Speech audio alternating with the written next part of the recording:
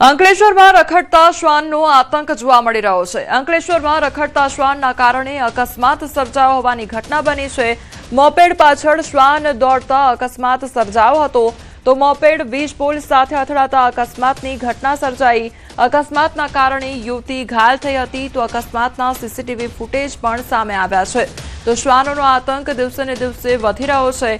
અંકલેશ્વરની આ ઘટના સામે આવી છે કે જ્યાં મોપેડ પાછળ શ્વાન પડ્યો હતો અને તેના કારણે જે યુવતી છે તે ટક્કર સર્જાઈ હતી તેની અને ત્યારબાદ યુવતી ઘાયલ થઈ હતી। તો આખી ઘટનાના જે સીસીટીવી ફૂટેજ છે તે પણ સામે આવ્યા છે। મોપેડ જે છે તે વીજ પોલ સાથે અથડાયો અને ત્યારબાદ અકસ્માત સર્જાયો હતો। અકસ્માતના કારણે યુવતી ઘાયલ પણ થઈ। આખી ઘટના સીસીટીવી કેમેરામાં જોઈ શકાય છે કે શ્વાનોનો આતંક જોવા મળી રહ્યો છે। એકાએક મોપેડ ચાલક જે યુવતી છે ત્યાંથી પસાર થઈ રહી હતી અને તે દરમિયાન શ્વાનો પાછળ દોડવાને કારણે તે ગભરાઈ જવાને કારણે આ જે ટક્કર છે તે સર્જાઈ અને અકસ્માત સર્જાયો। આખી ઘટનાના સીસીટીવી ફૂટેજ પણ સામે આવ્યા છે। તો અંકલેશ્વરમાં રખડતા શ્વાનોનો આતંક દિવસે ને દિવસે વધી રહ્યો છે। અંકલેશ્વરમાં રખડતા શ્વાનના કારણે અકસ્માત સર્જાયો હોવાની આ ઘટના સામે આવી છે। મોપેડ પાછળ શ્વાન દોડતા અકસ્માત સર્જાયો હતો તો મોપેડ વીજ પોલ સાથે અથડાતા અકસ્માતની ઘટના સર્જાઈ। અકસ્માતના કારણે યુવતી ઘાયલ પણ થઈ। સંવાદદાતા ભાવિન અમારી સાથે જોડાઈ ગયા છે। ભાવિન, શ્વાનોનો આતંક જોવા મળી રહ્યો છે અંકલેશ્વર ખાતે, કયા પ્રકારની પરિસ્થિતિ છે? અંકલેશ્વરમાં ઠેર ઠેર જે ગલીઓ છે અને રસ્તાઓ છે ત્યાં શ્વાનનો આતંક જોવા મળી રહ્યો છે। અંકલેશ્વરના જે રખડતા શ્વાનને કારણે અત્યારે આ જે ઘટના બની હતી દ્રશ્ય જોવા મળી રહ્યા છે કે રસ્તે જે અવર જવર થતા લોકો છે અને સ્કૂટર પર જતા લોકો છે તેમની પાછળ શ્વાન ભોસે છે, એના ડરથી લોકો ભાગે છે અને આ અકસ્માત સર્જાયો હતો। અકસ્માત સર્જાતા આજુબાજુના લોકો ભેગા થયા હતા અને જે યુવતી છે યુવતીને હોસ્પિટલ ખાતે ખસેડવામાં આવી હતી। પાલિકાએ બી આ માટે યોગ્ય પગલાં લેવા જોઈએ। જી ભાવિન, સમગ્ર માહિતી બદલ આપનો આભાર। ગીર સોમનાથમાં રખડતા શ્વાનોનો આતંક દિન પ્રતિદિન વધી રહ્યો છે। જ્યાં છેલ્લા 4 મહિનામાં શ્વાન કરડવાના કેસોમાં સતત ઉછાળો જોવા મળ્યો છે। સપ્ટેમ્બરમાં 204 કેસ નોંધાયા છે તો ઓક્ટોબરમાં 278 કેસ, નવેમ્બરમાં 421 કેસ નોંધાયા છે જ્યારે ડિસેમ્બરમાં અત્યાર સુધી 304 કેસ નોંધાતા સ્થાનિકો અને શ્રદ્ધાળુઓમાં ભયનો માહોલ છે। તો બીજી તરફ આ અંગે નગરપાલિકાના ચીફ ઓફિસરને સવાલ કરતા કહ્યું કે પાલિકા તંત્ર દ્વારા શ્વાનનું ખસીકરણ કરવા માટે 100 થી વધુ પાંજરા બનાવવાની કામગીરી ચાલી રહી છે। ત્યારે સોમનાથ મહાદેવના દર્શને આવતા લાખો ભાવિકોની સુરક્ષા અને શહેરની છબી જાળવવા માટે તંત્ર વહેલી તકે કડક કાર્યવાહી કરે તેવી લોક માંગ ઉઠી છે। એ એરિયામાં છેલ્લા મહિના થી કૂતરાઓનો ત્રાસ ખૂબ જ વધી ગયો છે। અવારનવાર અહીંયા જે ભાવિક ભક્તો આવે છે એને કરડવાનો બનાવ બની રહ્યા છે। છેલ્લા 1.5 મહિનામાં 8 થી 10 બનાવ એવા બન્યા છે। જે બહેનો આવે છે સવારમાં, રાતના આવે છે ભાવિક ભક્તોનો, એને કૂતરાઓ કરડ્યા છે। તંત્રને અવારનવાર મૌખિક રજૂઆત કરેલ છે। અમારા અહીંના વોર્ડના કાઉન્સિલર છે એને પણ રજૂઆત કરેલ છે, તેમજ મૌખિક રજૂઆત ઘણા આગેવાનોને કરેલ છે, પણ આ લોકો કોઈ ઉકેલ આવ્યો નથી। કૂતરાને લીધે ઘણા લોકોની પાછળ બાળકોની પાછળ દોડે છે, બાળકોને કરડે છે અને ઘણા બધા હેરાનગતિ થાય છે। આની આગળ બે વખત ઘણી વખત અહીંયાથી ઘણા લોકોએ જાણ કરેલી છે પણ એમાં કંઈ રિસ્પોન્સ મળેલો છે નહીં। અહીંયા કોઈ આવેલું નથી। નગરપાલિકાને મારી નમ્ર વિનંતી છે કે અહીંયાથી કૂતરાનો ત્રાસ બને એટલો ઓછો કરો। આ માટે કૂતરાઓને પકડી એનું ખસીકરણ કરવામાં આવે અને એ આખી સમગ્ર પ્રક્રિયા દરમિયાન કૂતરાને 3 દિવસ રાખવામાં આવતા હોય છે। એટલે એક શેડ આઈડેન્ટિફાઈ કરી અને આશરે 100 કરતાં વધારે પિંજરા બનાવવાની કામગીરી હાલમાં હાથ ધરવામાં આવેલી છે। અને આ માટે જે એજન્સી છે એ એજન્સીનો સંપર્ક કરતા એ લોકોએ જે ઇન્ફ્રાસ્ટ્રક્ચર રિક્વાયર્ડ છે એ ઇન્ફ્રાસ્ટ્રક્ચર પૂરું કરવા માટે થઈ અને અમે અત્યારે કામગીરી કરી રહ્યા છીએ। તો રખડતા શ્વાનોને કારણે જે લોકો છે તે હેરાન પરેશાન થઈ રહ્યા છે। આ 3 તસવીર અંકલેશ્વર, ગીર સોમનાથ અને જૂનાગઢની કે જ્યાં રખડતા શ્વાનોનો આતંક જોવા મળી રહ્યો છે। અંકલેશ્વરમાં મોપેડ ચાલક જે યુવતી છે તેની પાછળ શ્વાન દોડ્યા હતા જેના કારણે યુવતીનો અકસ્માત સર્જાયો, વીજ પોલ સાથે અથડાઈ। બીજી તરફ એ દ્રશ્યો ગીર સોમનાથના કે જ્યાં શ્વાનોના આતંકને કારણે જે શ્રદ્ધાળુઓ છે તેમજ સ્થાનિકો છે તે હેરાન પરેશાન થઈ રહ્યા છે।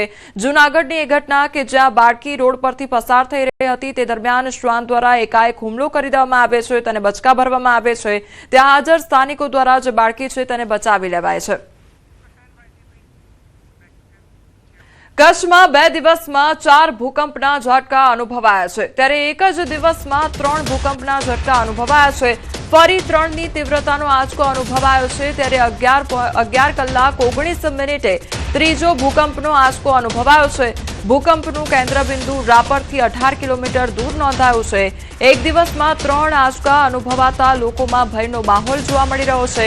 વહેલી સવારે 4.6ની તીવ્રતાનો ભૂકંપનો આંચકો અનુભવાયો હતો, જેના કારણે લોકો ઊંઘમાંથી જાગી ઘર બહાર દોડી આવ્યા હતા અને ત્યારે વાગડના અનેક વિસ્તારોમાં આંચકો અનુભવાયો હતો. ભૂકંપનું કેન્દ્રબિંદુ રાપરથી 22 કિલોમીટર દૂર નોંધાયું હતું, ત્યારે સવારે 9 વાગે 2.5ની તીવ્રતાનો ભૂકંપનો ઝટકો અનુભવાયો હતો. તો કચ્છમાં 2 દિવસમાં અત્યાર સુધી 4 ભૂકંપના આંચકા અનુભવાયા છે. સંવાદદાતા મેહુલ અમારી સાથે જોડાઈ ગયા છે. મેહુલ, આજના દિવસની વાત કરવામાં આવે તો આજના દિવસમાં કચ્છમાં 3 ભૂકંપના આંચકા અનુભવાયા અને સતત 2 દિવસમાં 4 ભૂકંપના આંચકા અનુભવાયા છે. અત્યારે કયા પ્રકારની પરિસ્થિતિ છે? લોકોમાં કેટલો ડર છે?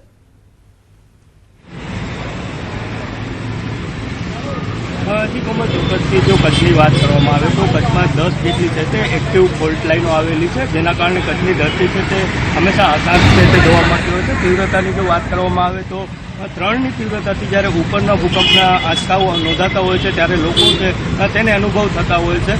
3ની તીવ્રતાના નીચેના આંચકાઓ છે તે સતત કચ્છમાં આવ્યા જ કરે છે. ત્યારે આજની જો વાત કરવામાં આવે તો આજે વહેલી સવારે 4:30 વાગ્યાના અરસામાં 4.6ની તીવ્રતાનો જે તે આંચકો છે તે નોંધાયો હતો.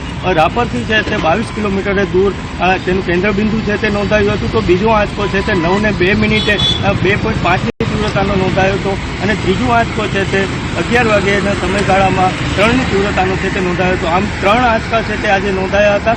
ચોક્કસથી વાત કરવામાં આવે તો જે રીતે સ્થાનિકોનો સંપર્ક કરવામાં આવ્યો હતો ત્યારે સ્થાનિકો દ્વારા જણાવવામાં આવ્યું હતું કે જે વહેલી સવારે 4.6ની તીવ્રતાનો આંચકો હતો નોંધાયો હતો ત્યારે જે લોકો છે તે ઊંઘમાં સૂતા હતા, તે આંચકાના કારણે છે તે ડરી અને ઘરની બહાર છે તે આવી ગયા હતા.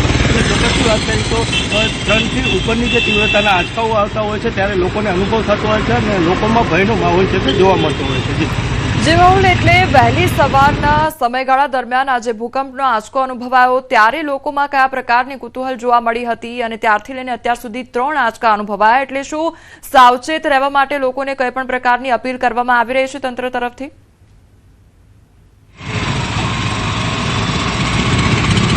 જી કોમલ, ચોક્કસથી જો કચ્છની વાત કરી તો કચ્છના લોકો છે તે ભૂકંપના આંચકાઓ અવારનવાર આવતા હોય છે. તેથી જો નીચેની તીવ્રતાના હોય આંચકાઓ ત્યારે લોકોમાં ભય નથી જોવા મળતો હતો, પરંતુ જે રીતે આજે વહેલી સવારે જે 4.6ની તીવ્રતાનો જે આંચકો નોંધાયો હતો ત્યારે લોકોને અનુભવ પણ થયો હતો અને લોકો છે તે ઘરની બહાર પણ દોડી આવ્યા હતા. ત્યારબાદના જે આંચકાઓની જો વાત કરી તો ત્યારે પણ લોકોનો સંપર્ક કરવામાં આવ્યો હતો, પરંતુ ત્યારે લોકોમાં ખાસ એટલો કોઈ ભયનો માહોલ જોવા નહોતો મળ્યો. પરંતુ જે રીતે સવારે 4.6ની તીવ્રતાનો આંચકો આવ્યો હતો ત્યારે લોકોમાં ભારે ભયનો માહોલ જોવા મળ્યો હતો. જી મેહુલ, સમગ્ર માહિતી બદલ આપનો આભાર.